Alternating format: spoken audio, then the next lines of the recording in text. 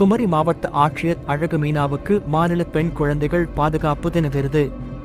தமிழக அரசு சார்பில் சென்னையில் இன்று உலக மகளிர் தினத்தை ஒட்டி மகளிர் தின விழா இன்று நடைபெற்றது.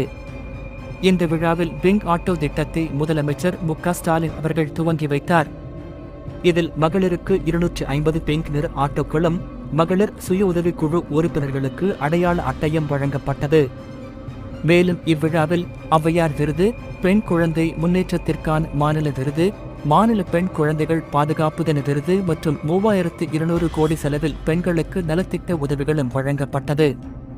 இதில் பெண் குழந்தைகள் பாலின விகிதத்தை உயர்த்துவதற்காக சிறப்பாக செயலாற்றிய குமரி மாவட்ட ஆட்சியர் அழகு மீனாவுக்கு 2025ஆம் ஆண்டிற்கான மாநில பெண் குழந்தைகள் பாதுகாப்பு தின விருதினை தமிழக முதலமைச்சர் மு.க.ஸ்டாலின் அவர்கள் வழங்கி பாராட்டினார்.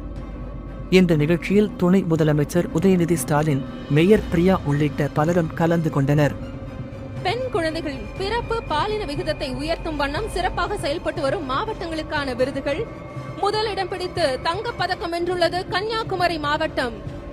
மாவட்ட ஆட்சியர் அழகு மீனா அவர்கள் கன்னியாகுமரி மாவட்டத்தில் குறிப்பாக மலைவாழ் மக்களிடம் பெண் குழந்தைகள் பற்றிய விழிப்புணர்வு ஏற்படுத்தப்பட்டு அவர்களிடம் பெண் குழந்தைகளின் கல்வி திறன் பயிற்சி மேலும் வலுவாக்கப்பட்டுள்ளது.